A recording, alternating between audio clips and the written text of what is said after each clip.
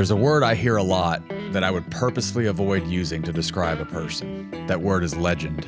In my estimation, a legend is at the very pinnacle of their particular discipline, whatever that is, and they've been at that pinnacle for a long, long time. They're normally also at the pinnacle of several other disciplines. Oftentimes, they have nothing to do with whatever their core is, and they're constantly trying to get better at the things they've chosen to pursue. Legend is a very unique term, and I use it sparingly. That said, I do know a handful of people for whom that word applies perfectly, including today's guest, Jesse Griffiths. Jesse has fully established his Texas legend bona fides as a master of our state's flora and fauna, delivered from field to table at his restaurant in Austin, Dai Due. Side note, if you live anywhere in Texas and have never been to Dai Due, you're missing out on one of the finest meals that our state has to offer. In addition to his chef credentials, Jesse is also a prolific writer, a media personality, and has been a podcast guest on several noteworthy shows like the Meat Eater podcast and the Joe Rogan Experience. Jesse has all the knowledge and expertise you'd expect from a Michelin star and a James Beard Award winner, but all the humanity and humility you'd hope to find as a Texan. He speaks very clearly about the things he knows, and he's honest about the things he doesn't, and he overlays both with a very unique sense of humor that made this conversation go by much faster than I expected it to. I was only able to touch about half the things I wanted to talk to Jesse about, so we'll have to try for a part 2 sometime in the future. This is my conversation with Jesse Griffiths. Oval platters. Oval platters and bird 40 paintings. of them. And I'm not allowed to have any more bird paintings. That's great. Although we went to one the other day and my wife actually let me get a new one and she liked it. She was like, we're getting this one. I was just like, yeah. Cool. Paintings have a special place for me because my mom is an oil painter professionally. Oh, art, like, yeah. I mean, it's antique stores. So I just like going in there and you never know what you're going to find. You're going to find a game winner mallard decoy that was produced in China 6 years ago. And it's going to be $18. And you're going to be like, come on now. Yeah. But then you're going to find some other stuff. The gem. Yeah. In Colorado, we have a family cabin in the southern part of the San Juans that my grandparents built in the 70s. And then they've sort of added on to it over the years. And my grandma has since passed. My grandpa is still alive, but he didn't go up there anymore. He can't do the altitude. But they have all these little knick-knack things all over the cabin from all their travels. It's like the whole cabin is an art project that's now multiple generations deep.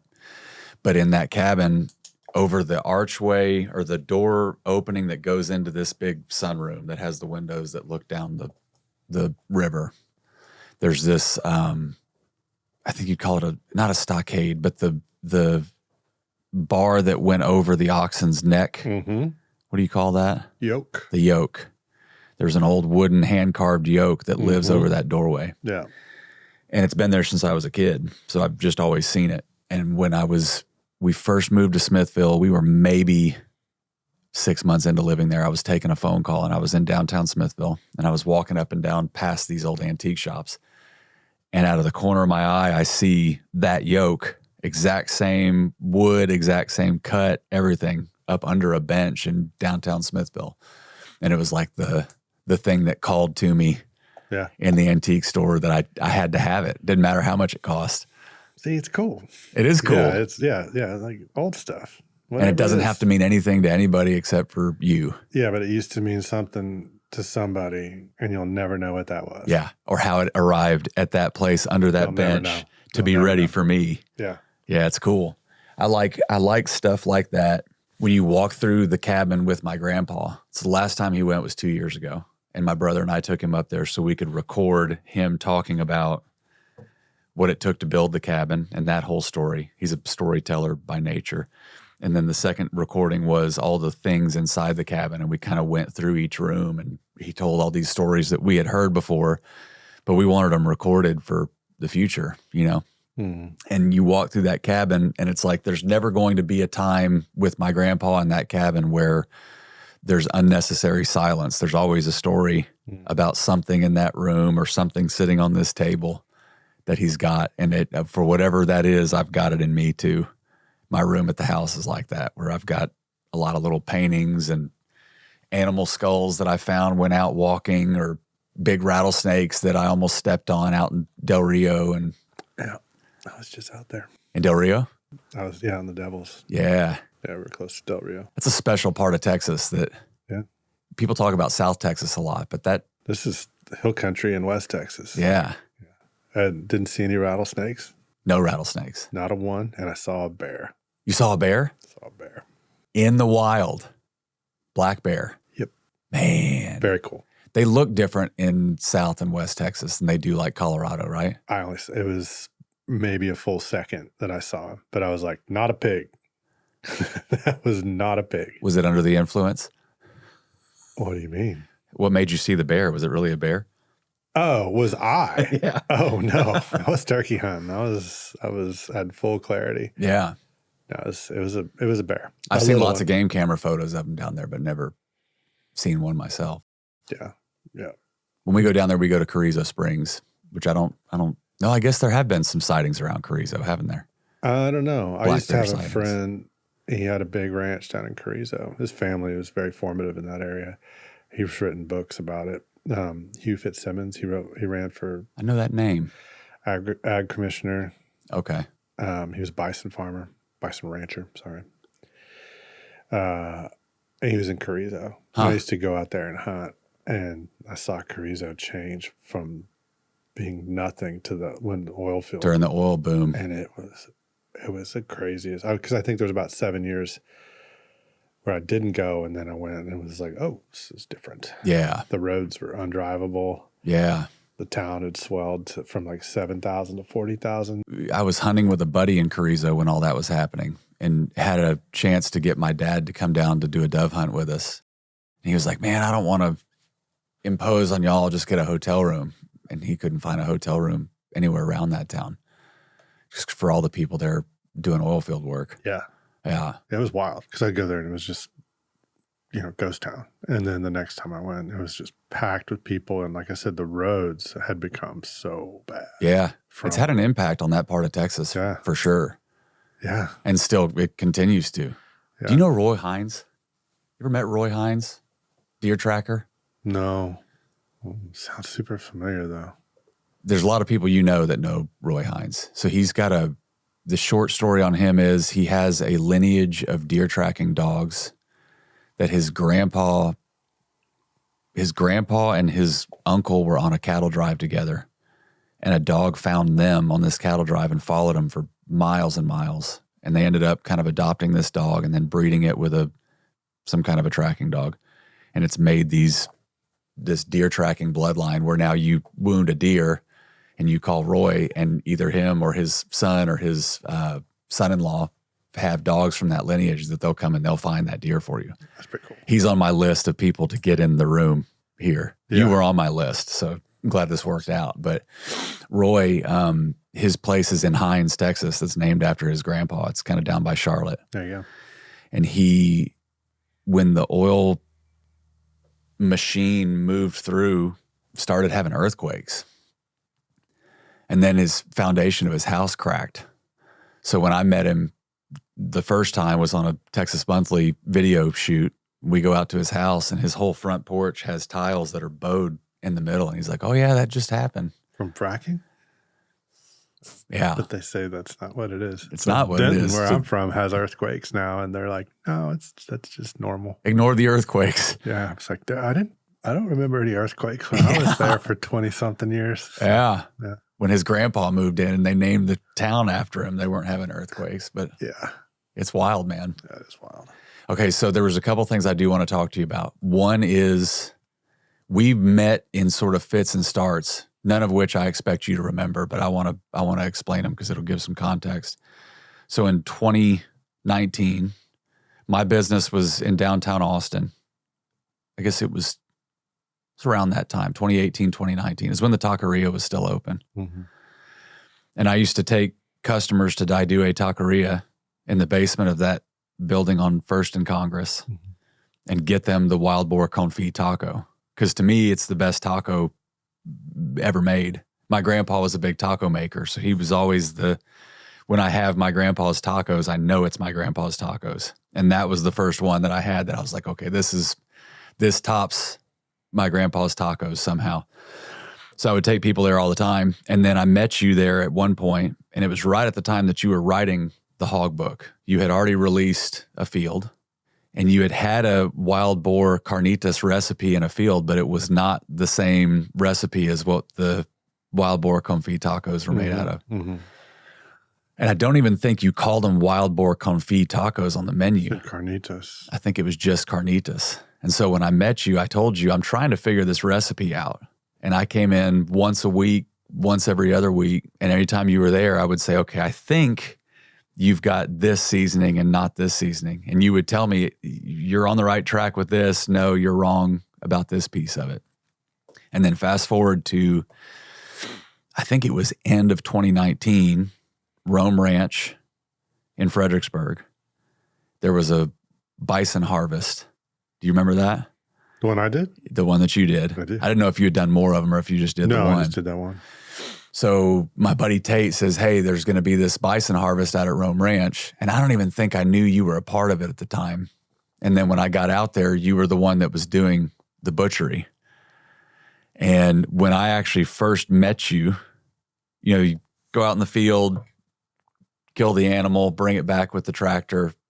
You had it all hauled up and you were trying to get to, I think, the heart inside the chest cavity, and the chest cavity was closing around you. And I came up and I said, hey, can I just hold this thing open for you?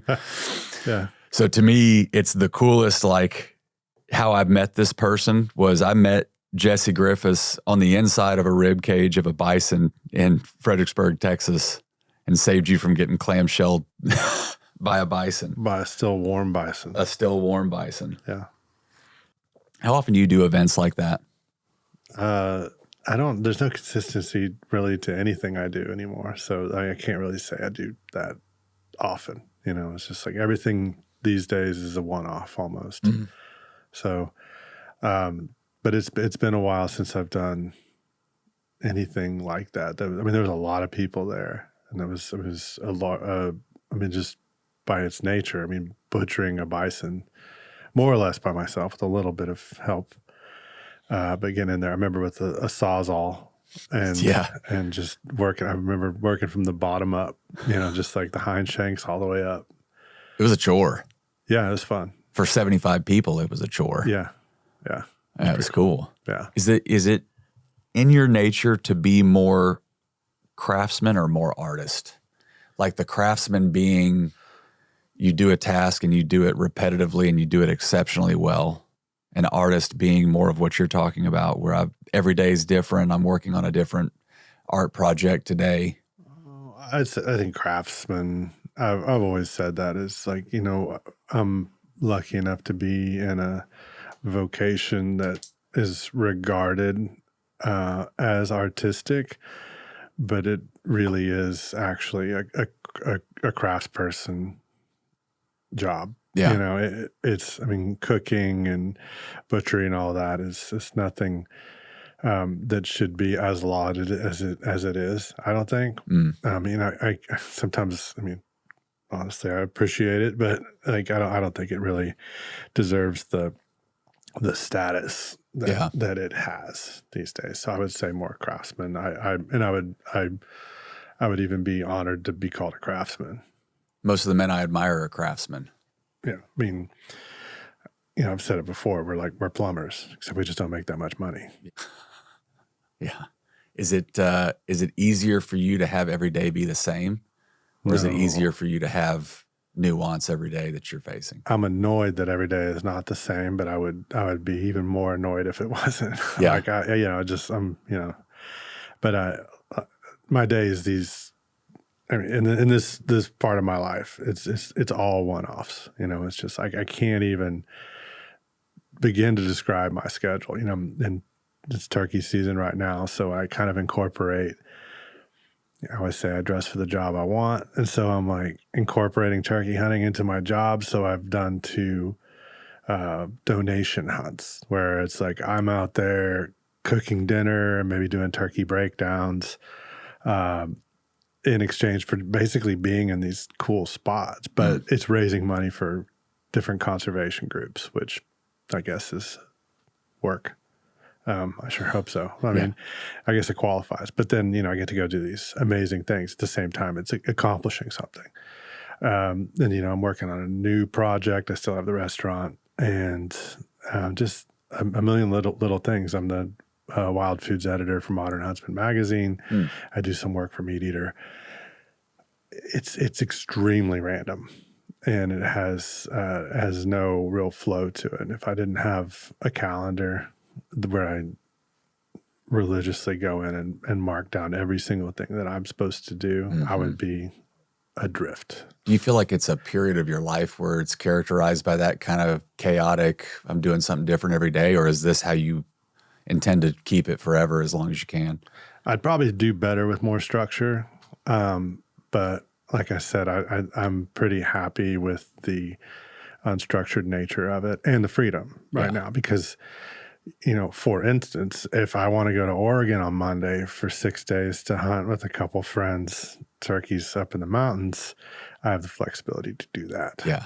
And so that's what this has given me. So with no rigid schedule, which, I had for many, many years in the industry. And now it's a transitional period for me. And it has been for a few years now of just like trying to more deal with the feelings around not having that structure or having to go into a restaurant and do, work a PM shift or be on the line or things like that. It's it's hard because, it's a hard working industry. And when you stop doing that, for lack of a better term, there's some guilt involved and other things like that. So imposter syndrome a little bit. Little bit. Yeah. Yeah. And so, embracing this new, methodology of getting everything done for me has been a journey. Yeah. And I have to, it requires a lot of discipline and acknowledging that I'm at work a lot of times. I just don't know it, and the reason is I have a really cool job. Yeah. And it's like, it's so great that I don't even know that I'm doing it.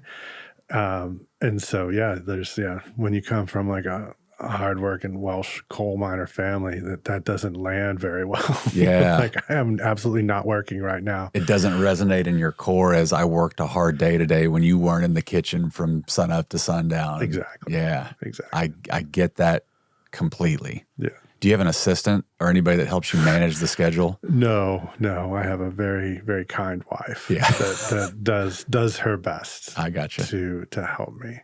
In the restaurant experience, you had mentioned earlier, you're not really interested in a restaurant empire. You're pretty good with keeping Dai Due and, maintaining it, but you don't go in the restaurant a whole lot anymore.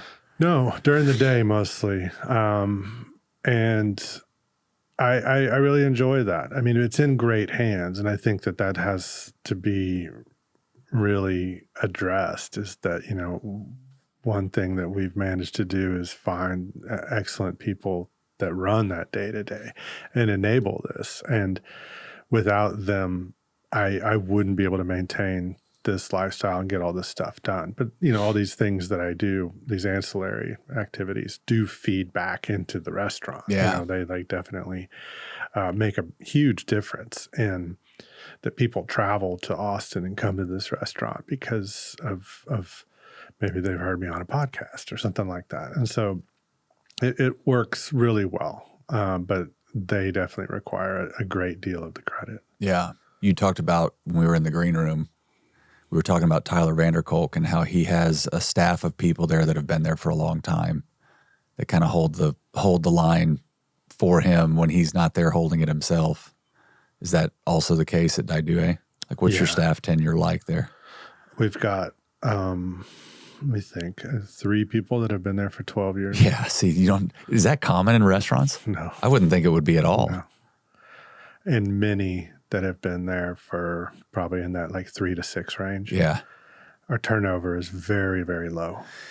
See, that's part of you being able to step into whatever the new phase of your career is you've got a 12-year relationship with 3 really core people that maintain the standard and probably uphold it. And like in my case, the guys that I have that maintain the standard at my business have raised the standard beyond what I showed them I wanted the standard to be. Yeah, that's the same. Yeah.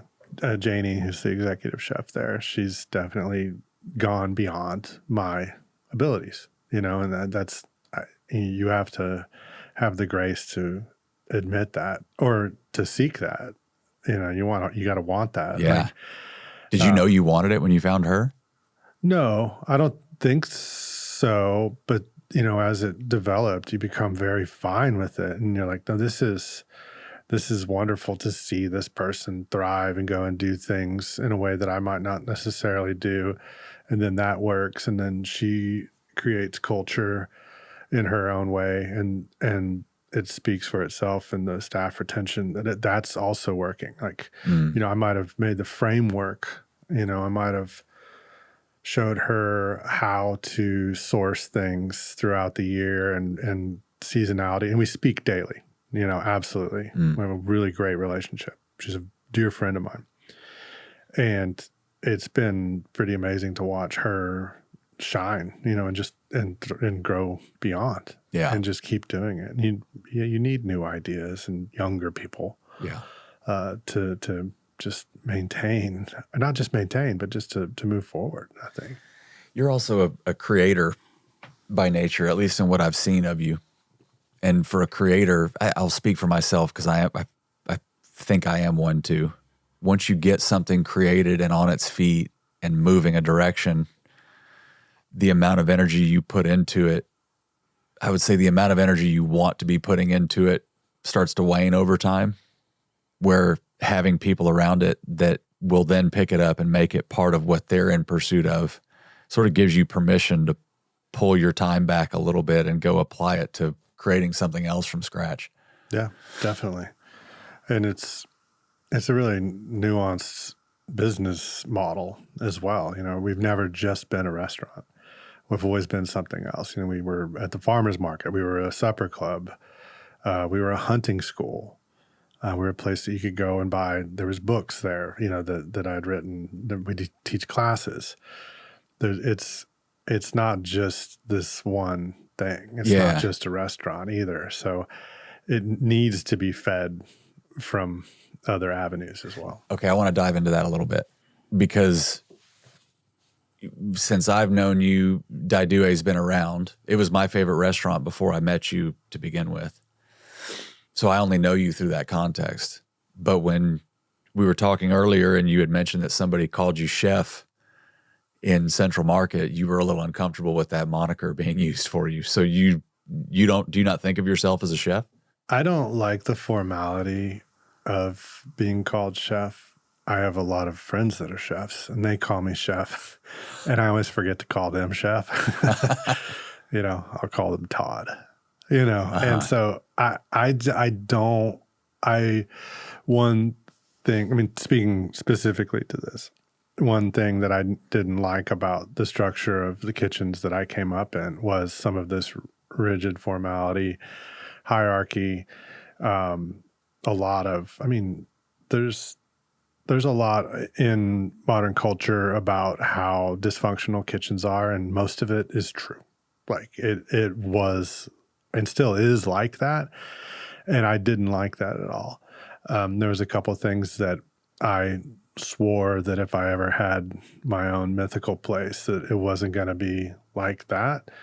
And just being called chef is a way for me to start that transition. I want, when I walk in, the line cooks call me Jesse, and that's what I want. It's my name. It's like, I don't want them to feel like, oh, chef's here. It's like, in a way, but you earn that respect in a different way. That's inevitable. Yeah. You're not demanding it. Yeah. Yeah. And so I don't like that. And there's always the new guy is always like chef. And then I'll walk up to him and be like, did you just call me Jeff? And he'll be like, and then they're always like, what did you say? And I'll be like, just call me Jesse. Yeah. And they're like, okay. Next time I see him, he's chef. And I'm like, because they have to work it out. It's like they've been trained for so long to call everybody chef.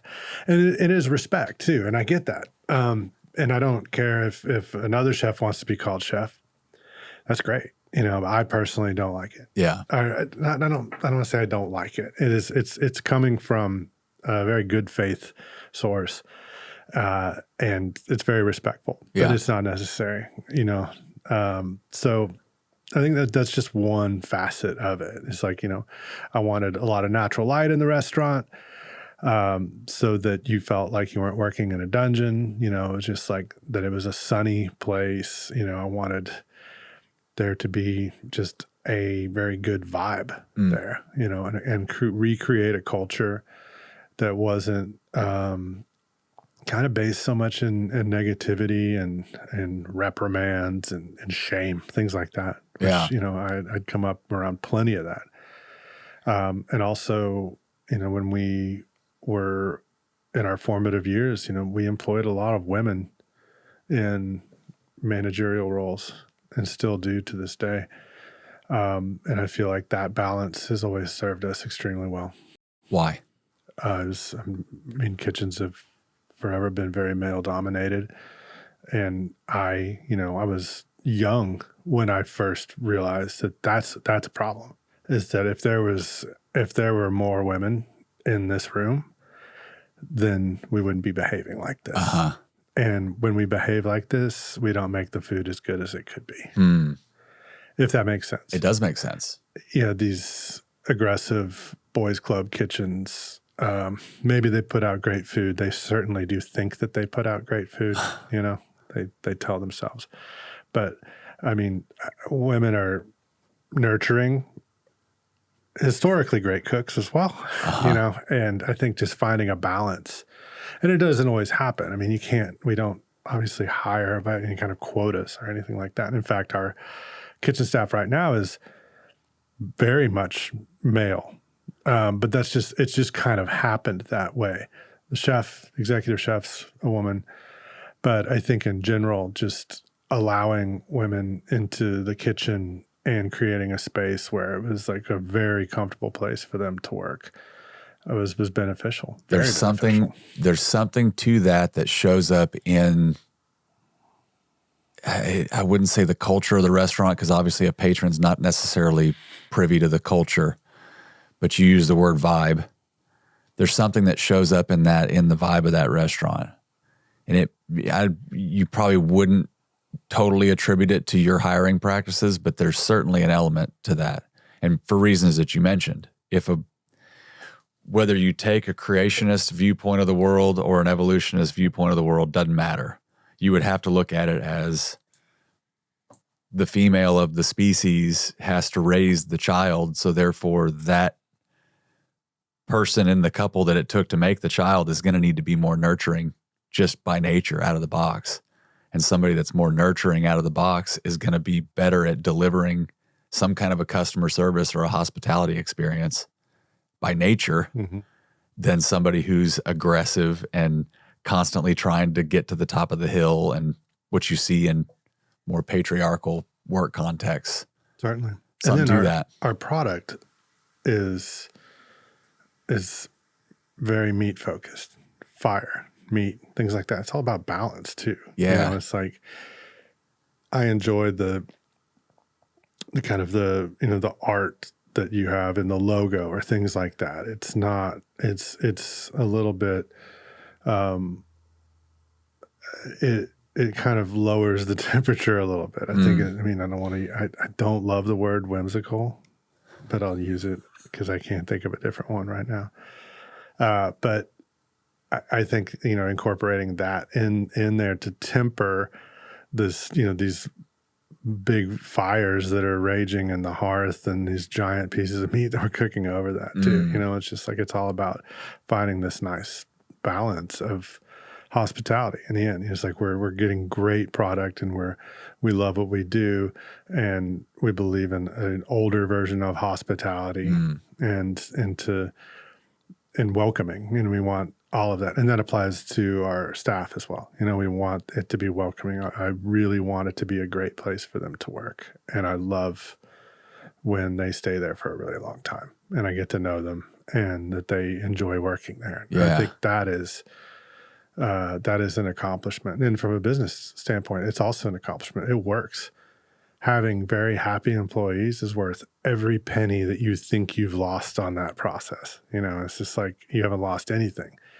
It's to be able to provide the best work environment that you can for people has incredible value, in my opinion. So why one location? Why would you not want to try to replicate it with another Smithville, Texas, Yeah. Well, Dai Due taqueria? The taqueria was a good lesson in that, and that it doesn't always translate. Of course, COVID didn't help with that, the timing of, but COVID just exacerbated the problem that we had there, in that our concept didn't translate very well there. We couldn't get the price point down to where we weren't hemorrhaging money and paying everybody what they needed to be paid. We would have had to have adjusted product quality, consistency, all these things, concept. It would have been a bait and switch to make it work there, because we're feeding downtown workers lunch, and the price point was just out of control for that. That was a hard lesson. I think a great example would be Franklin Barbecue.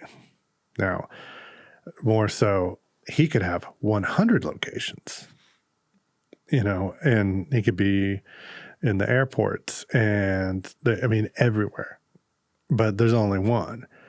And I don't know this, but I assume it's for the same reason. It's like, why? It's very good when you come here. And what do we need to prove? He's comfortable, and if anybody ever gave him shit for like doing a MasterCard commercial or something, I'm like, listen, that enables one location, or books. Books are fantastic. And so those things, those ancillary,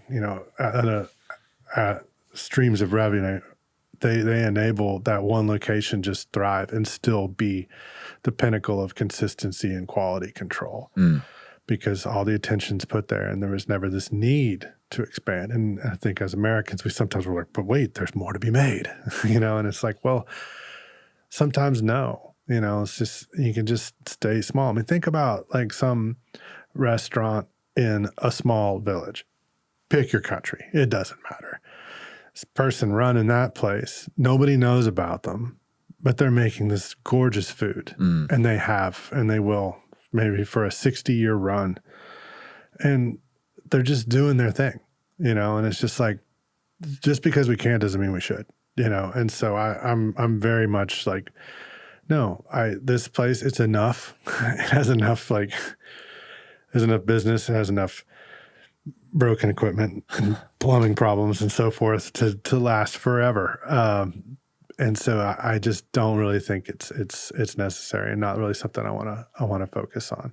It's a beautiful perspective on it, because if you zoomed out for the entirety of human history, you would have been the norm.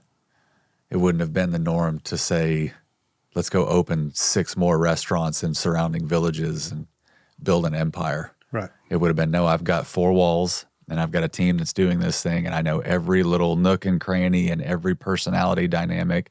And when it's working, don't mess with it. Yeah. Just improve what you got. I like the approach. Yeah. It's not to say that, for someone else, like expansion is a bad thing. I love the Suerte and Este group, and I'm very excited that they're about to open 2 more places on Manor. Just, they're going to have 3, well, technically 4 restaurants on Manor Road all around us. But I love them, and their quality is so high and the consistency is so high that I'm like, great. But that's what they want. It's like, that's perfect. Yeah. I need to always be very careful. It's just like my opinions always only apply to me. It's just like where I want to be. But you can also make a point that quality and consistency can be expanded on. Sure. And success like that. And I think, those guys, Sam and Fermin, do a phenomenal job. The food is so good, and their service is so good, and the restaurants are so beautiful. And it's like, well, yeah, I do want more of those. Yeah. Please do make more. Do restaurants not see themselves as competitors? Sometimes. There was a time where I would have, but it's a very tired phrase, but was it rising tides Lift all boats? Lift all the boats. Yeah, right. But I do believe that. I think that Manor Road is it's becoming more in the, it's like, if you were to think, hey, let's go eat somewhere, I think your brain tends a lot of times to neighborhoods. And you would think, oh, let's do a little mental inventory of Manor Road. And then like there's a lot of quality restaurants on Manor Road. I'm happy to be one of them. And one consistent thing that I've noticed is as there's more quality restaurants on Manor Road, our business is not declining. It's bringing more people to that area. Yeah, it's now they think, oh, Manor Road has restaurants. There's Santa Barbacha, there's Patrizzi's, there's Vic and Al's. Yeah. There's Este, there R.I.P. Hoover's. Yeah. Mi Madre's is over there too. Yeah. You know, Techo. It's a cool little area. I've lived in that neighborhood also for a very long time, like in that immediate neighborhood. So it was my neighborhood. Yeah. But no, not at all. There would have been a time, yes, where I would have been downright pissy about it, but not anymore. Yeah. And I think, no, it's great because, I mean, the numbers like prove it. Yeah. You know, like the more people down here in general, the busier we are. Also, because we are of a set size, I don't have to worry about 3 restaurants being full. Having one 54-seater full is a lot easier. And it's just like once it's full, it's full. Yeah. You know, it's like that's all we got to do is fill it every day. And it's just more consistently full. Yeah. And I feel like if we were a lone outpost, you know, on that 5-block stretch and we're the only restaurant, we'd probably be a lot slower. That makes sense.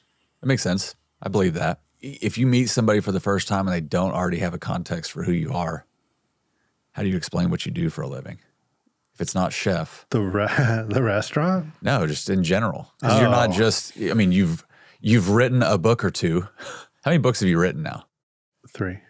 So you're an author. Yeah, it's funny. I also don't consider myself an author. A guy with your personality wouldn't. So how do you explain what you do to somebody? What's the short version? Yeah. You meet somebody in an airport and you're trying to deflect the conversation. I own a restaurant and I do a lot of work in cooking and hunting education. That's what I would say. You think you'll do that the rest of your life? I hope so. Yeah. Yeah. Yeah, it's not boring. You're one of those people that seems to be very comfortably in his lane. Like you know what your lane is. Yeah, I love it. I really do. I have a dream job. Yeah. Now, defining what that job is hard, as we've already spoken about. But I do quite enjoy what I do. Does it feed the imposter syndrome that it's not easy to define? Absolutely. Yeah. Absolutely. Well, I just think about, you know, like chef friends of mine, and I know that they're like, that dude's never at the restaurant. And I'm like, you're right. Yeah. You're right. Like that guy's just always hunting. And I'm like, also right. Not always, but like with some consistency. Sometimes I'm working. And like I said, that's a very gray area of when am I working? You know, am I working on a new book project? Am I doing some content for Meat Eater? Am I raising money for a conservation group? Like, is that work? I don't know. I have to think so. I mean, but is that just me being defensive? Right. Yeah. For me, when I'm trying to be real nitpicky with my time or real intentional with my time, I don't work as well.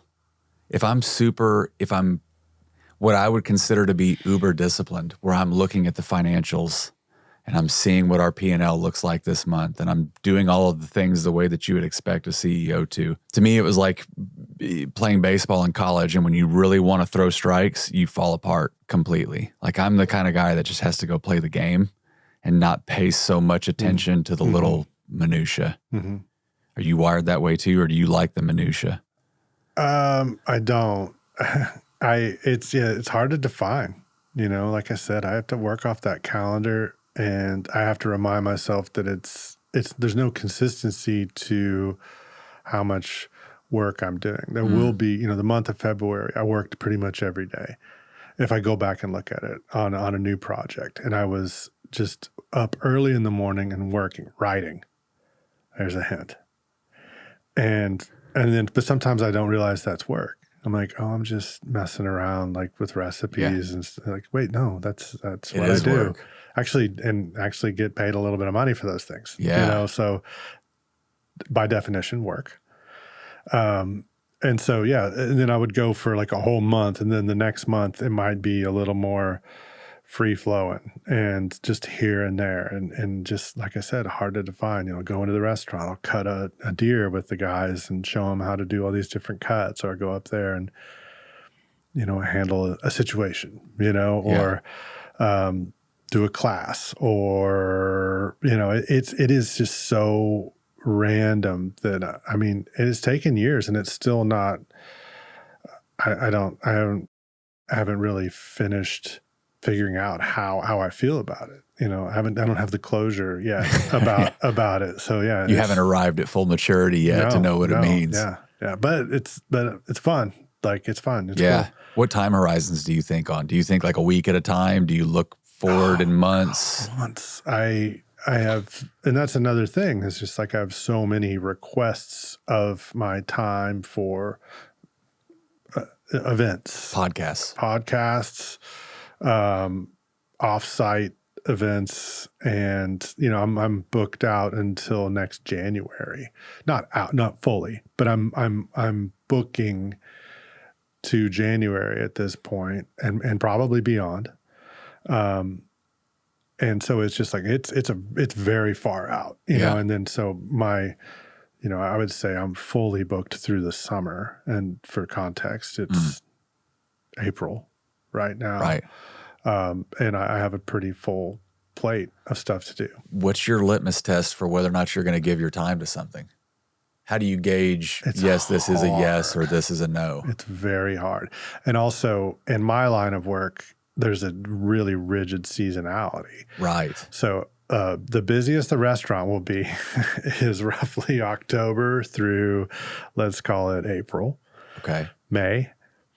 And all hunting seasons, turkey included, are October through May. Yeah, that same period of time. I mean, summer, I'm always like, basically, I will say you get high priority if you are asking me to do an event north of here between June and August.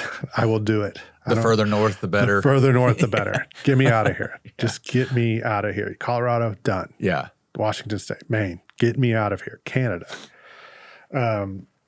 Which I will be going to Canada in the summer. Really? Yeah. Well, I mean, that's for Modern Husband. I'll be interviewing a chef up in Newfoundland. So work. Okay. But we're going cod fishing. So now what are we doing here? Still work? I don't know. It's still work. I don't know. When you work in your line of work, that's work. Yeah. Yeah. Yeah. What a luxurious position. It is. Yeah, that's cool, man. So far out, you know, I will say maybe some of the most annoyance I have with my line of work is when somebody's like, hey, are you available 3 weeks from now? And I'm like, no chance. There is not a chance I'm available 3 weeks from now. Yeah. Like, I mean, unless we're talking like, 9:30 to 10:30 in the morning after I drop the kid off at school. Right. But other than that, like there's no way I'm making a weekend out of that. You know, we got to get pretty far out. Which I don't know, maybe that's probably beneficial in how I think, just to have stuff more rigidly defined, you know, and just like, oh, I can look at my calendar. It looks like I'm busy working. So I don't know. Booking the things out in front gives you something to look forward to too when you get into the little slog times when you're doing something you're not super enthusiastic about. Yeah. Talk to me about writing books. I have one of these days when I find myself in a position where I think I'm approaching expert at something, which I'm not close to yet. I like the idea of writing a book. Talk about the process of it. So a field, the hog book, and the turkey book are the three that I own. Mm-hmm. What's the fourth? There isn't. There's three. Not a fourth. Yeah. Yet there's not a fourth. There's not a fourth. The one we won't talk about. Yeah, it might be a book. I don't know. There could be. They're very different books. Yeah, by design. Okay. Yeah. I want to talk about them. Yeah. I probably like writing books the most. Really? Yeah. You have a penchant for it. Thank you. You do. I enjoy it. immensely. You write the way you talk. Exactly. Yeah. Because I'm not an author. Okay, so I just talk. I'm going to read, hold on, I'm going to read this one because this made me laugh out loud when I was reading it because it was very much, it sounds like it's written in your voice. I only read it with your voice reading it in my head. Perfect. It says, hogs eat everything. This is in the hog book. Baby deer, quail, snakes, roots, grass, fruit, agriculture crops, insects, crawfish, and corn. They are metaphorical woodland vacuum cleaners with shitty manners. That to me is perfect writing. Okay, thank you. It's so good because it so well represents the subject matter, but also represents just the way that you would talk in conversation. Right. Yeah, which is why it's probably so enjoyable to write. And also, I mean, it always has to be said that let me back up. I wouldn't write if I didn't get to work with the team that I get to work with to create these books. So the photographer, Jody Horton, the designer, Blair Richardson, our editor, Samantha, like this crew of people is so immensely capable that I am able to, and this, well, hypothetically, we might be working on another project. And at this point, we're so in tune that it's flowing even better than ever before. And the other books were a joy to produce. Were they with you on the previous 3? Yeah. Yes. Well, the previous 2. So a field, and I think it bears mentioning that a field was done through a publisher. And so we lacked a lot of control. Okay. There. So we went the traditional route. We hired an agent. The agent shopped the premise. A publisher picked it up. They published it, but there was a lot of back and forth. Like, hey, this is the cover we want. This is, the font. They would select the photographs that they wanted. They would say, this is too graphic, which was key. This and that. And then at the end of it, they're like, here's $25. Great job. I'm like, oh, wow. It not very lucrative. Well, for the writers, right, and the photographers. For the artist behind the project. Right.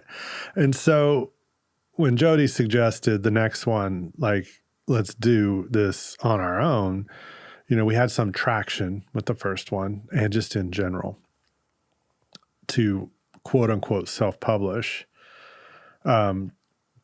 was a bit of a risk, but I feel like we were taking less of one because had a bit of a name in the outdoor sphere.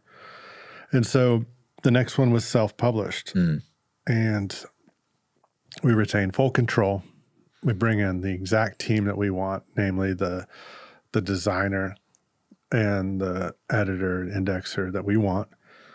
And we can create exactly the product that we wanted in the end. And we're not going to get the distribution out of that, this was an imprint of Random House that we published on first. And so we're not going to get the distribution, but our margins are going to be, turns out, way better. Way better. Even with the greatly diminished distribution. And the product is so different. Yeah. It could not be more different. But that's what happens. The difference in a field and the hog book. You don't have too many chefs in the kitchen. Yeah. What a metaphor for book writing. Yeah. When you open that book, my first impression of that book was opening the hardcover and seeing the photo that you have on the inside and outside cover of that book, of the close-up of the kind of spotted hide of that pig is beautiful. Yeah.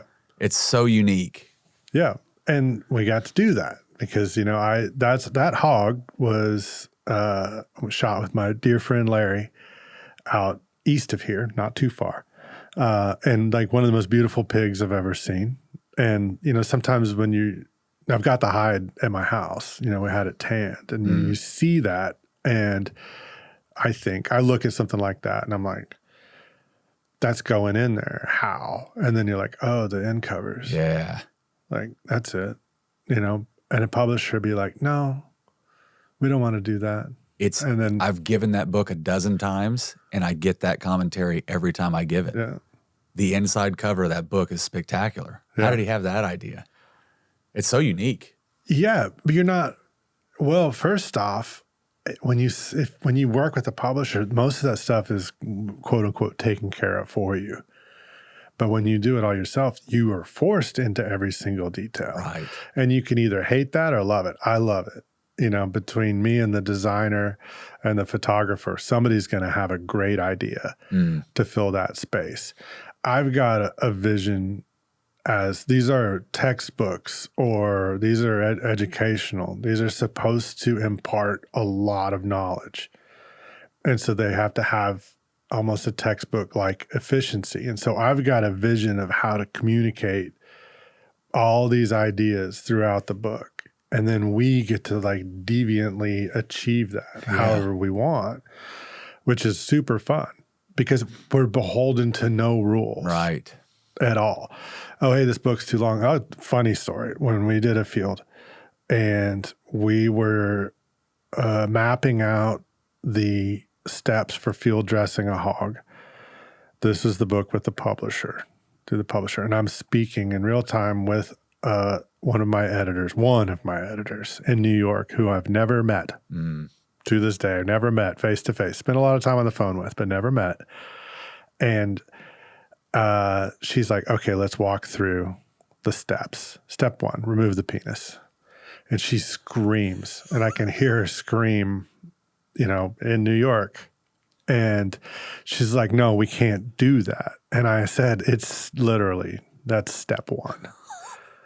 Kind of a necessary part. And well, at that point, it's very meaningful in that it indicates like, oh, if you can't tolerate step 1 being what it is, then how are we supposed to teach?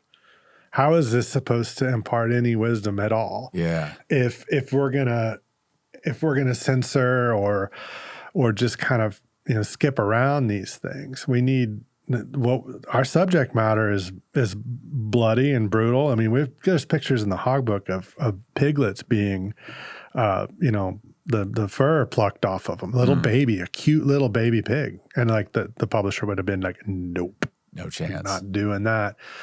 But my point is that's how you do it. Yeah. You know, and there's going to be some topics and subject matter here that's not going to be well received in the publishing world. And that's what I think another thing that people appreciate about that book is its honesty. We're not reveling in it. Right. You know, it's not like, oh, we love killing baby animals. It's like, but sometimes they're in the trap.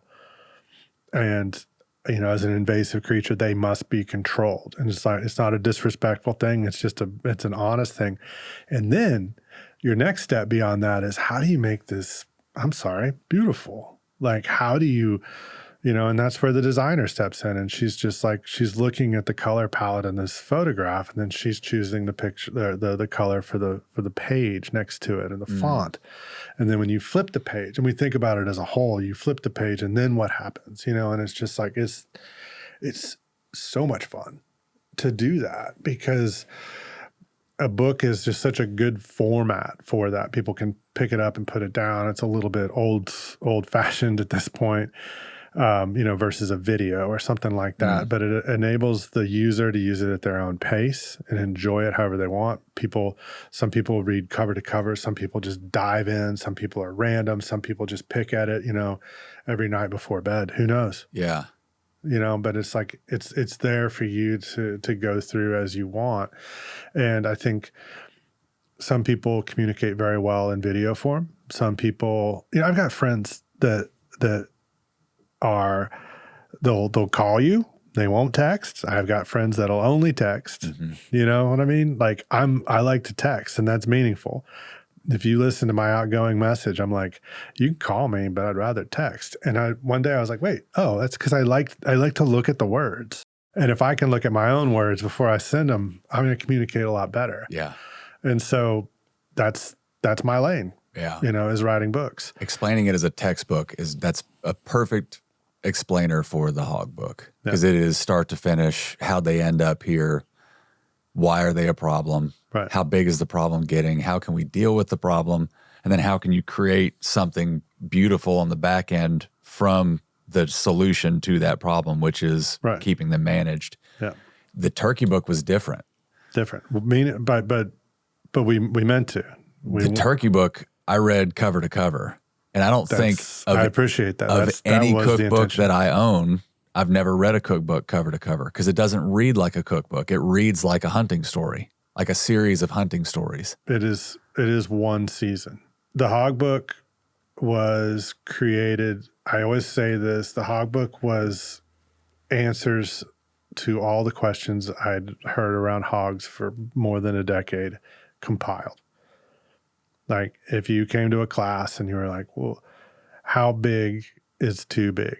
Well, let's talk about it. Yeah. And, there's not going to be a concrete answer, but we need to approach this in a very straightforward manner with a lot of facts because there's a lot of mythology and misinformation about hogs. So we need to address these unproven, this game of telephone that we love to play around hogs about how they're inedible and this and that. And so we need to be very factual and buy the book, and they're like, this is how we recommend hunting them. This is, their diet. This is their history.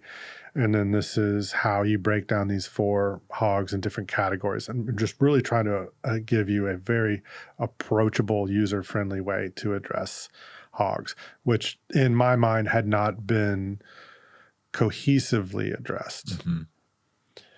Turkeys, however, have a century of beautiful literary lore, poetry written about them. They are a mythical woodland creature. They are treated with a vast amount of respect. There's conservation groups dedicated to keeping them alive versus helicopters full of people dedicated to keeping hogs dead. Right. And so we had an entirely different subject matter. And I will admit, the initial idea was just take the hog book and make it turkeys. And then I was like, nope, that's not going to work at all, is it? Because there's so much has been beautifully said about turkeys. Turkey hunting and wild turkeys in general almost require you to have a bit of this romantic approach to them, at least like very respectful and culturally significant way of writing about them. And so I was like, you know what, I need to at least pay respects to turkey hunting and this kind of like genteel approach that's always been used when describing turkey hunting. And so how do we do that? And then it was like, oh, okay, we're going to move around. I'm going to get out of my Texan comfort zone, which I hardly did until that book was written, and travel. And we're just going to document. It's going to be a travel log. We're going to document. I mean, the whole book takes place in less than 2.5 months. You planned it that way from the get-go. More or less. Once the idea was formulated, it was like, this is it. Yeah. Okay, this is what it is. That's the way it reads. We're going to travel to these 4 places and we're going to hunt with these people that love to hunt turkeys or cook them. We're going to kind of gather that community, which is another big aspect of turkey hunting, is this group. And we're going to present it like that. And then, the hog book was like 11 years, I think, start to finish. And the turkey book was something like 14 months, start to having physical books in hand and ready to ship. Wow. Again, because we self-published. And so we were able to, we went to Georgia, started in Texas, Georgia, Oregon, Connecticut. And we were able to hit these like 4 corners almost of turkey hunting and hunt with these really interesting people that had their own great ways of hunting turkeys and cooking turkeys, the history, the culture between these 4 very different places. I thought that was very evocative, and that turkey hunting is so much about travel and place. I mean, they're in 49 states and they're hunted in different ways in all these places. And each, I've been to Nebraska and Wisconsin and New Mexico to hunt turkeys as well. And each one of those places is so vastly different. And the food and the people and the landscape, everything is so different too, which makes the turkey hunting almost secondary to it, because I do really enjoy traveling to turkey hunt now. I love it because you can go under the guise of turkey hunting, but then experience this place. Name it. Hawaii. You can go to Hawaii and turkey hunt. You can go pick it Pick a state. Iowa. I would love to go to Iowa and hunt turkeys. Yeah. New York. Sure. Pennsylvania. You're seeing roughly the same animal, but through a completely different cultural lens in Arizona. each of those places. Yeah. You can do all these things. They're going to vaguely act the same, but everything around you is going to be different. That's right. Like, is there another animal that even comes close to that then?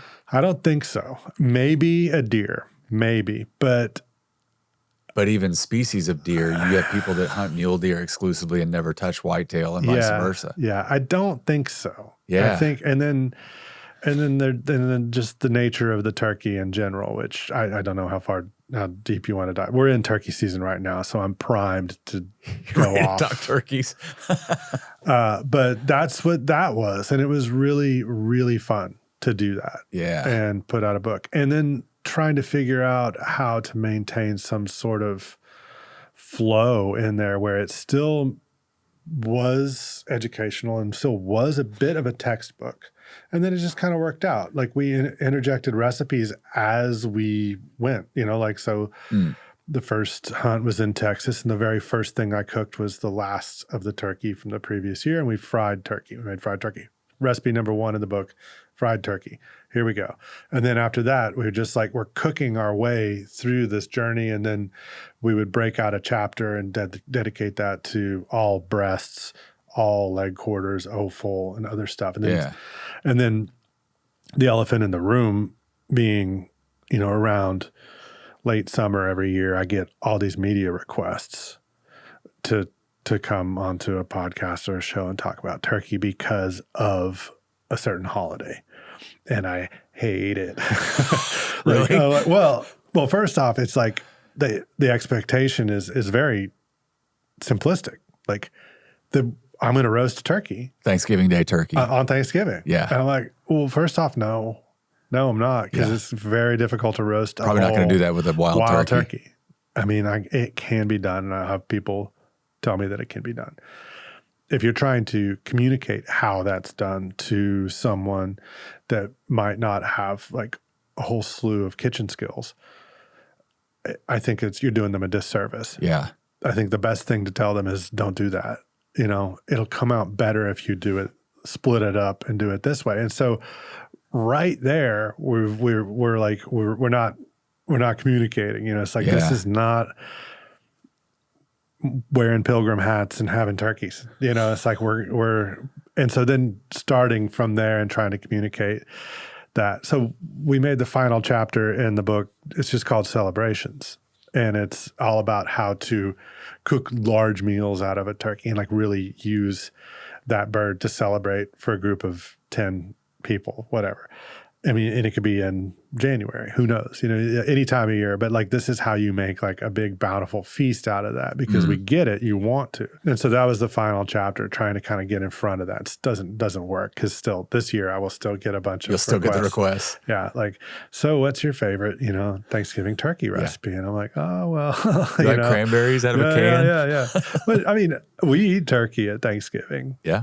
We're not roasting the whole bird, but there's some tricks and stuff to it. But it's been interesting as well, and just such a different dynamic from hogs, this invasive creature that has to be controlled. It's imperative to this very volatile population of emblematic and iconic American birds that must be protected at all costs. Yeah. And then also try to explain to, a radio host in San Francisco how we are protecting them by killing them.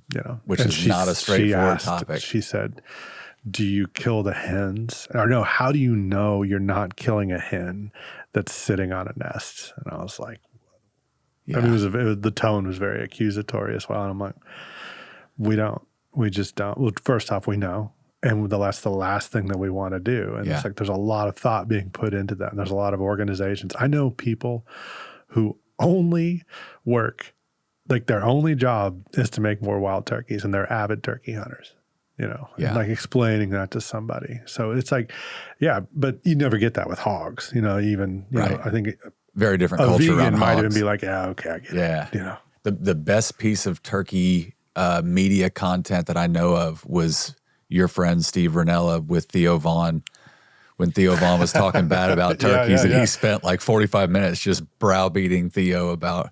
And he's right. How spectacular of an animal that is and worthy of respect. And they're so misunderstood. Yeah. They're like, oh, they're how they look. I mean, that's a beholder deal too, is turkeys. They look at them and they look weird. But then once you walk up to a freshly dead turkey after 5 days of pursuing this magnificent animal, and you walk up and you look at it, it does not look dumb. It doesn't look stupid or gangly or anything other than like they glow. They're iridescent. I mean, it's just like you've never laid eyes on anything like it. It's where hunters are misunderstood fundamentally too, because you are actually beholding the animal when you're out in pursuit of the animal. Whereas somebody, using the lady in San Francisco as an example, because you brought her up, probably has never had the context for sitting in the woods and hearing a tom crack off at sunrise and getting that like rush of adrenaline, like what was that?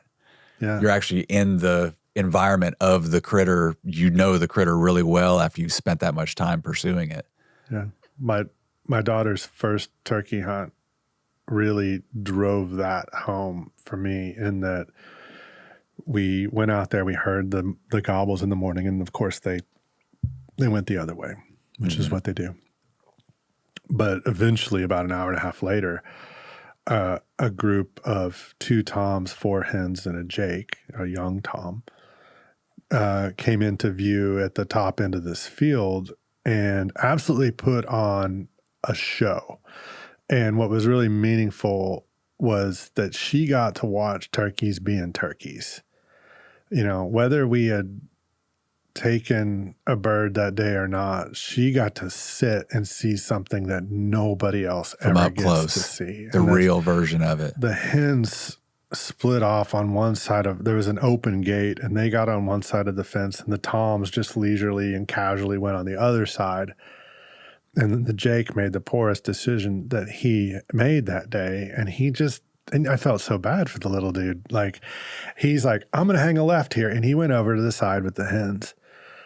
And then the toms beat the living tar out of that jake because he was with their hens separated by the fence, and they didn't like it. And so there's the dynamic right there of jealousy, retribution, like all of these things. And she's watching in real time that these 2 toms beat up and drive this jake away because he happened to get sequestered with the hens on the wrong side of the fence.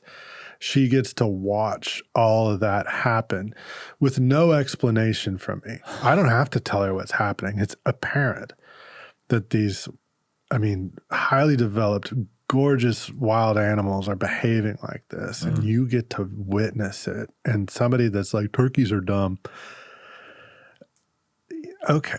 You've never seen anything like that in real time. Now, granted, we had in front of us, fortuitously, 2 hen decoys, and in retrospect, a brilliant move, a jake decoy. And so once they finish, with him, they look over and they see the situation in front of us. And then again, it like plays you set it up for them. I've never seen just an animal just like look over and be like, you. They were in fighting mode already. Yeah, they're like they were not going to abide that. And so, but just take it through the lens of what my daughter's watching, and then they go into full strut and walk the 200 yards straight in to our decoy spread, and she gets to witness that as well. Mm-hmm. And it's just like, and granted, we went home that day with 2 toms, both of them. But, it was a double. She killed the first one and I killed the next one.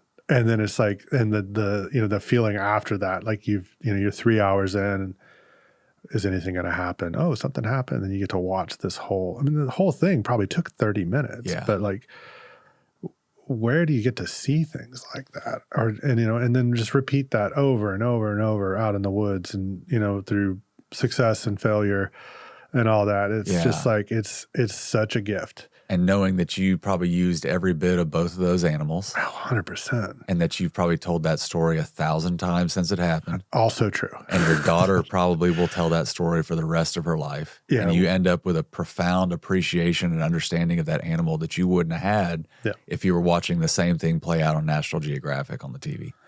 It's just totally different seeing it in person. Which is why Ranella got so defensive about that. Yeah. Just because, I mean, I don't think he could be pinned down for a favorite animal, but I know that that's one of his favorites. And there's other guys at Meat Eater, Giannis particularly, that they love turkey hunting and what it represents. Springtime, flowers, like birds chirping. Like just, I got to hunt turkeys last week on the Devil's River, which is its own gift.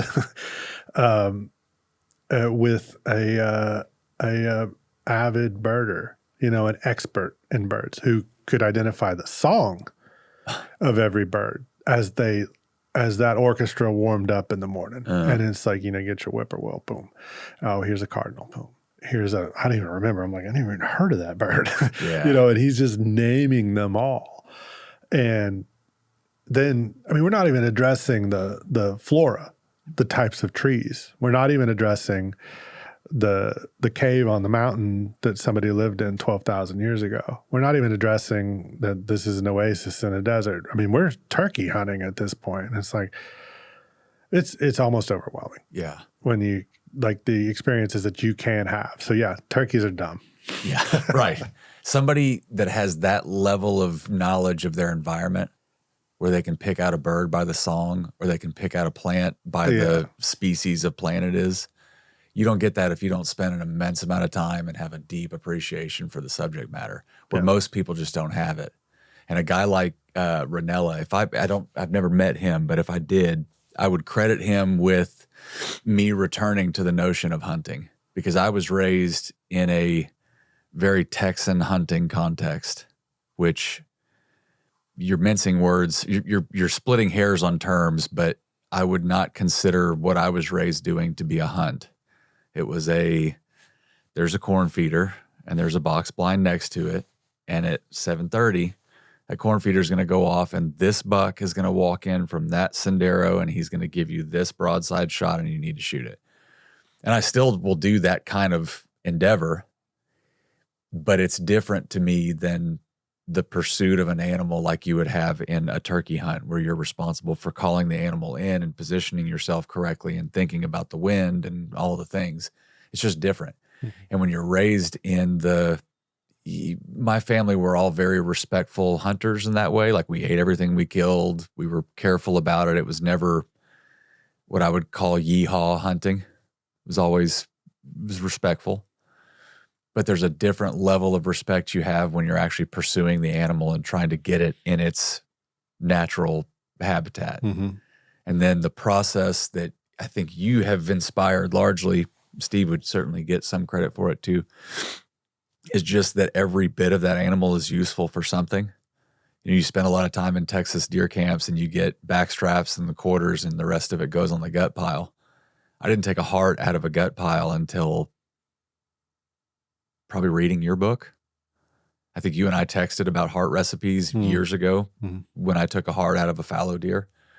And now, I'm embarrassed at the amount of hearts I've thrown away because it's such a precious piece of meat out of that animal. Yeah. I don't think people understand that at large. So for that reason, hunting media would be a great thing.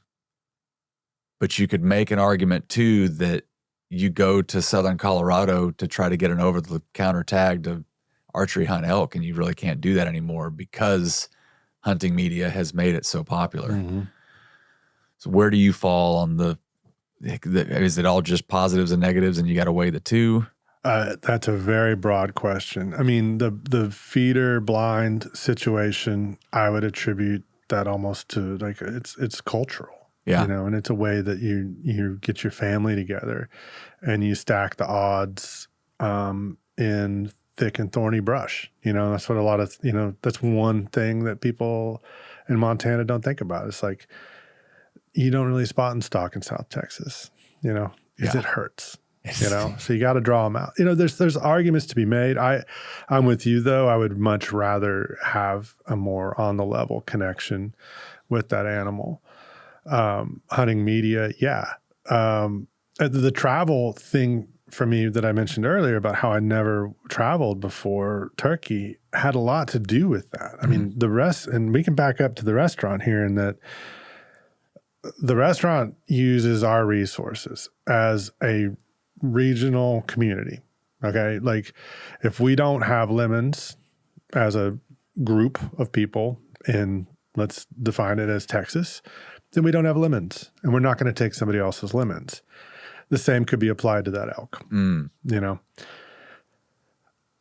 It is a resource, and there's not a ton of elk to go around, and especially when bow hunting said elk has become a standard of accomplishment, due to certain influencers that love to bow hunt elk and talk about it. And it's become, I've seen so many people skip rifle hunting and go straight to bow. And I'm always suggest that don't do that. Like you need to figure out how to get within 100 yards first. That's hard, Yes. Then getting at 30 yards and then making a bad shot. Right. With your heart racing and legs tired. Like there's some other stuff that needs to be worked out first. So I don't know. I really, it's not me to judge, and I just hope that the Game and Fish Commissions and the people of these places that have these resources are advocating for their best management. Now, when it comes to turkeys, I feel like I'm bending my rules here, and I'm just justifying at this point. But, if I travel to Nebraska, I'm going to spend a lot of money, on hotels and restaurants and things like that to be in Nebraska. We're also going to see Nebraska. We're also going to see the Black Hills and the Badlands, and we're going to go see the Crazy Horse Monument and stuff like that, in that whole travel context. And then, I'm going to get a tag for a bird. If there weren't enough turkeys in Nebraska, I wouldn't go. Yeah. But yeah, I think it is a fine line. I'm not definitely going to be like throwing elbows in a place that has a very moderate turkey population to try to get after one of those. I'd like a Gould's or something. I'm just like, that's, cool. There's only a few tags issued for those or whatever. And it's like, I'll let you guys, have that. New Mexico would be a great example. We've gone to New Mexico twice to hunt turkeys and came back with 0 both times. So we've done nothing but give New Mexico money to chase those turkeys. And I feel great about that. Yeah. I really wanted to be in the mountains of New Mexico and doing that thing. And I did achieve that. But those birds were, they're difficult. They're elusive. So I don't know if that's answering the question, but hunting media is a very nuanced subject. And I fall in a really specific lane in there too. And that honestly, I've had offers to go bear hunting. I don't want to. Huh. It's not, I don't, first off, I think, I could get flack for this. And it's not a judgment on bear hunters. My greatest friends are bear hunters, and I encourage them to do that, and I will eat that bear. I don't want to kill one. For that matter, I don't want to go to South Texas and kill a nilgai because it's too much meat. It'll fill my freezer. I would prefer to kill 4 or 5, white-tailed does over the season and spread my season out. Do I want to go to Montana and kill an elk? No. Would I go to Montana and help someone pack out and butcher an elk? Hell yeah. Yeah. I don't want to, it does boil down to these resources for me. Yeah. And I don't know, it's a nuanced take, and it's deeply personal, and it's also, and I have to reiterate, totally non-judgmental. If you want to go and hunt a bear somewhere, I'm like, that's awesome. That is what hunting requires of you, is to have your own ethic. Yeah. That you've built from your own experiences, and it doesn't have to match anybody else's. Yeah. It'll be partly influenced by your dad and uncles and grandpa and the people that taught you how to do it, but then you have to make it into your own thing. And I'm managing completely out of my freezer. I won't even go fishing unless I'm out of fish, which sucks because I love fishing, but I just like, I can't justify it. Like it's crappie season right now. And I'm like, I still have a couple packages of redfish. I'm good. Yeah. And it's like, it's painful. Same thing. We eat a lot of turkey, which is probably the main driving factor for the volume of turkey hunting I do. I want my daughter to kill 1 or 2. I really want to fill all 4 of my Texas tags. And for the record, I'm 3 tags down. 3 in. And I have a couple more hunts coming up. So, I mean, and then I'm going to Oregon. I kill 3 up there. And if I can, I will, because we eat a lot of turkey. I love it. So much, but I'm managing my freezer, but I will not kill a deer. I will not kill a pig. I will not kill a turkey or a fish until the need arises. Until you need it. That's what I think most people don't understand about good ethical hunting. It would take you time to sit and study what a hunter actually contributes to conservation of that animal, that resource. This is a pretty deep topic, and it does require sort of a living in a mental tension between 2 ideals that you could get sucked into, but you sort of have to balance that well. And I think, to me, hunters are the best example of it. Yeah. Because I've never killed an animal that I didn't have at least a little sense of like remorse. Oh, yeah. Oh, we killed a big old tom the other day, and I was just like kind of for a couple of days a little morose about it. Well, he was the boss. You know, he had 4 hens on him. And I was like, you know what, we might have done ourselves a disservice on this property in 2 years by disrupting breeding at that time. And it's like, do you get so good at it that you just skip the boss and you kill one of those secondary non-dominant gobblers in order not to disrupt the breeding process to ensure the best egg hatching recruitment for the following years? And it's like, that's high level stuff. But when he's standing right in front, I mean, I didn't shoot him. My buddy did, but I called him in. Yeah. You know, it was just like when you're standing right there and he's looking that big and awesome, it's hard to be like, don't shoot that one. See, but you can also make the case that that's a dominant tom beyond its actual breeding lifespan, but he's knocking these younger toms off of the ability to breed, which can impact the population a couple seasons down the road too. Those hens are going to be confused for a while without him. He's the one that was breeding them. And then we have to redo the entire pecking order and dominance structure before those hens are going to get bred. And did we just set back that little, mile section of creek? Did we set them back? With turkeys, and we're going to pay for it 2 years from now. I think that tom was wicked and mean to all the other toms around, he had it coming, as far as I can tell. Conversely, the one I killed on the Devils, that thing was old. He had no hens on him. He had a hooked beak. He had these big long spurs. He was a light bird. He weighed less than 18 pounds. And every indication, I'm not very good at aging them, but I feel like you just look at an animal, sometimes you're like, this thing's old. And I think he was old, and I didn't feel the same remorse about that. I felt good about that. He was ready. He was ready. Yeah. Yeah. Yeah. That's cool. Jesse, I want to be respectful of your time and get you out of here. I warned you about turkey. No, the turkey thing, I have only recently come to an interest in turkey hunting moving to Bastrop County.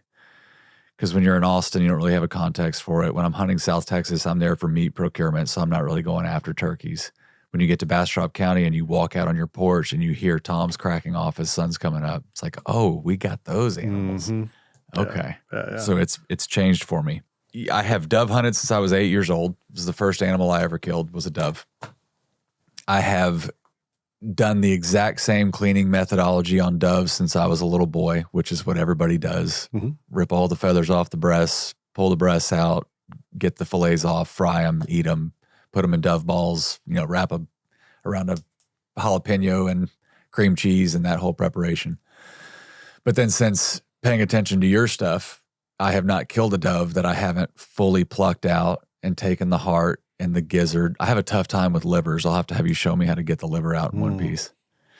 But last year went hunting with my wife's family, and we had a really good hunt. A lot of people on a field, everybody limited out, and I have 100 fully plucked, vacuum sealed, frozen in my freezer, full doves, plus a bag full of all of the livers and hearts.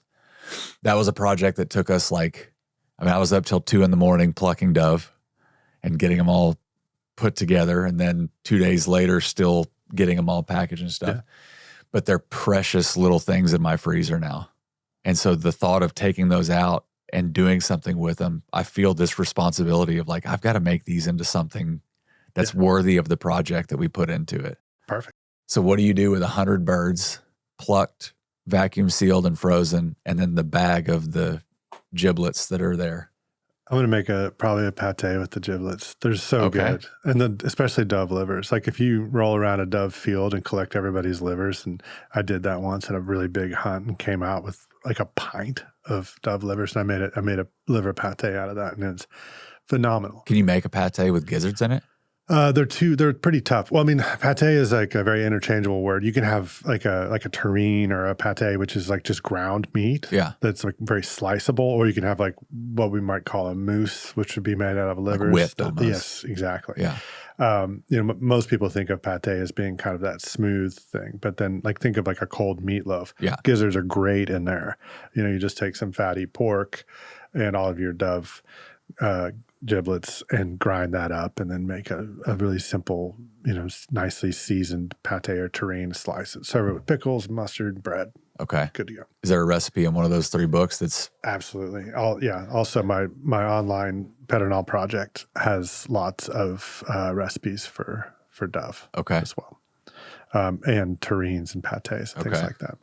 I'll check that out. But I think really what you just hit on is more of a linear enjoyment of hunting, or I mean, you could any pursuit. So you got together with your family and hunted doves. It was a great hunt, and I would guess that the anticipation of getting together with a family and going on a great hunt was fun. Like you anticipated it as being fun, right? It set the stage for this year's hunt. Yeah, because we had such a good hunt last year. How far did you drive?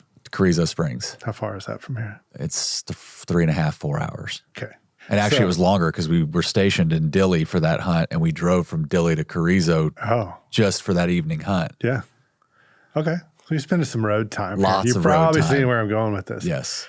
And then the hunt itself, super fun, hunting doves nonstop. Usually, it's great. A lot of laughs, a lot of camaraderie. And then there's the cleaning of the doves. And at this point, I think that there's a simple trick or a reset that we can achieve that changes the entire linear experience there. And that is enjoying the plucking of the doves. And that the only thing that's keeping you from enjoying the plucking of the doves, or skinning the deer, or, breaking that whole turkey down, or taking your time on making sure that you get all the fillet off all those fish, is just how you think about it. That's the only thing. You're the only person that's convinced yourself, well, maybe through peer pressure, but you're the one that keeps convincing yourself that this is not a linear representation of how much fun this can all be. I love cleaning deer. Like if you shoot a deer, sometimes I'll be like, you going to clean that deer? Because I'll clean that deer for you. I'll skin it and gut it for you. I love it. I love the steam coming off of it. That steam, to me, is like warm animal rapidly and visually transitioning into food. It's cooling. You can see it cooling. Yeah. And then it's becoming food. And that's exciting to me. Plucking doves, you'll get better at it too. Also, they should have pitched in. Some of the family pitched in, to be fair. Right. To pluck a limit of doves, I'd say conservatively an hour, but really once you get good at it, it's 30 minutes. And so we've already established that your drive there was 6 times that. And that's just listening to excellent podcasts and, a little in road time. But now all of a sudden 30 minutes is just too much to ask. Right. If you can be like, what I love is plucking doves. I love plucking doves. I love making sure and looking at that finished plucked dove and making sure that quality is there, so that later on when I continue this linear enjoyment of this thing, I look at this fully plucked dove and I'm excited to cook it. Or when I pull it out of the freezer, I'm like, that looks good. Yeah. And now I can't wait to eat it. And it's like, well, this recipe is going to take an hour. Again, it's like it's time and commitment to the idea that what we're doing is enjoyable. And once you can commit yourself to enjoying every step of the process, from the anticipation of going to hunt with your family and having a great dove hunt through the consumption of that final package of doves, if you can chart that on a fun graph and it's just a solid line, maybe there's a little blip right there at the hunt. I'll grant you that. It's pretty fun. But there's not a deviation lower where you don't enjoy any part of that, because it is all fun. It is all part of the process, and it does enable you to consume those stuff so that you can go and repeat it next year. Yeah, that's a great way to look at that, as a linear project that starts with the anticipation of the hunt and it ends with the meal, and that every part in between is important. And fun. And fun. And enjoyable. I'll tell you, the part of the plucking that I realized I enjoyed as I was doing it was having messy hands and reaching for the beer with bloody, feather-covered fingers and drinking with Ashton's dad and grandpa and plucking birds. It was fun. They're in your beard. Those feathers are all in your beard. Your You're the last ones out of the field. Oh, yeah. Absolutely the last ones out. We sat in front of the Dilly Motor Inn plucking them on our porch. What's not to we love wanted to hunt about until that? dark. What is not to love about dude, it that? was it's one of those things that in hindsight, like it felt grueling at the time because we're all looking at our watch going, man, it's 1 a.m. We probably should get to bed. Well, we got to finish these birds. Yeah. But in hindsight, it was like one of the highlights of the trip. Type 2 fun. Type 2 fun. Not roller coaster style fun. That's right. In the telling, great. It's not so painful that you stayed up that late now, because now you have all that stuff in the freezer. Yes.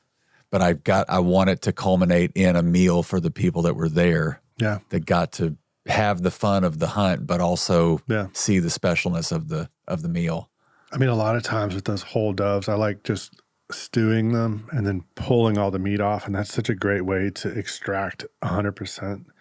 And that, I'll separate my doves out into like the ones that are more shot up and the ones that are kind of pristine. Those pristine ones are getting roasted or grilled. And the ones that have a little bit of shot damage are probably going into a crock pot with an onion and some bay leaves and some water or some stock and cooking until then I pull them out and I'll shred all that meat. But then you have this broth as well, this beautiful stock. And so at that point, you're making paella, you're making risotto, you're making enchiladas, you're making flautas, you're making all kinds of fun stuff with that. And then you have both of those products. And you can look at that and say, I got 100% out of there. Like every bit of liquid, every bit of nutrition, and every bit of tangible meat out of there. So, there's so many things you can do with them, but you'll notice how much volume you get when you pluck the whole. Yeah. It's a lot more. Yeah. It's probably double the meat weight? I would say so. Yeah. And especially once you get the giblets in there into that equation, then you're probably doubling it. Jesse, I appreciate this immensely, man. This was everything I was hoping it would be. So Certainly. Thanks for being gracious with your time. I know you get pulled in a lot of directions and asked to do a lot of things. Yeah, it's been a great conversation. I really appreciate you being inviting me. Yeah, let's do it again. Yeah, I'll do it. Appreciate you, man. Awesome.